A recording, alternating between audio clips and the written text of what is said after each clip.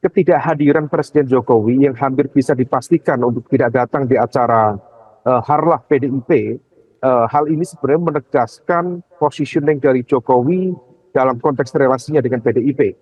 Dan hal ini untuk kesekian kalinya menjadi sebuah tanda bagi titik pisah antara Jokowi dengan PDIP. Adapun kemudian hal-hal teknis yang tadi misalnya disampaikan tidak ada undangan dan sebagainya, sebenarnya ada pihak-pihak yang mencoba untuk bermain watak. Di satu sisi PDIP sendiri barangkali juga memang sebagai sebuah ekspresi kemarahan terhadap dinamika politik terkait dengan pencapresan Gibran, memang tidak mau mengeluarkan surat undangan itu.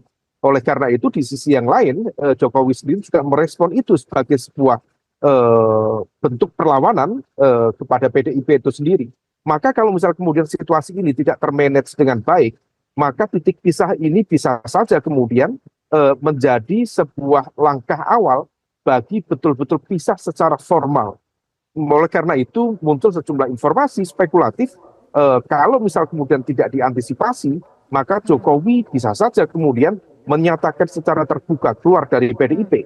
Dan jika hal itu terjadi, maka kemudian impact-nya bisa kemana-mana. Salah satunya bukan hanya kepada konsolidasi elektabilitas dari Capres Ganjar Pranowo dan juga Mahfud MD, tetapi juga bisa menjadi ancaman bagi konsolidasi elektabilitas PDIP itu sendiri.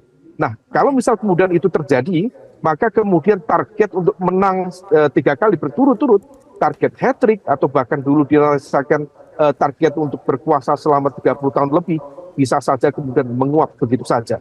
Oleh karena itu, apa yang terjadi, hal ini bukan sesuatu yang biasa-biasa saja, tetapi kalau misal tadi diistilahkan dalam fikih munakahat, ini adalah talak 3, yang kalau misal kemudian dalam proses selanjutnya, rasanya agak sulit untuk mencari titik ruang negosiasi, untuk mencari titik ruang kompromi.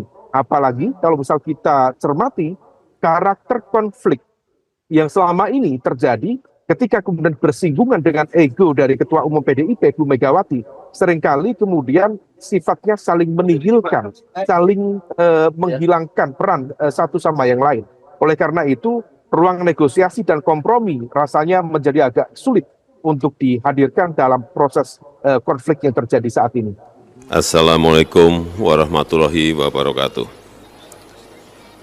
Bapak, Ibu, dan saudara-saudara sekalian yang saya hormati, siang hari ini saya dan delegasi terbatas akan melakukan kunjungan kerja ke Filipina, ke Vietnam, dan ke Brunei Darussalam. Kunjungan terakhir saya ke ketiga negara ini sudah lebih dari 5 tahun yang lalu.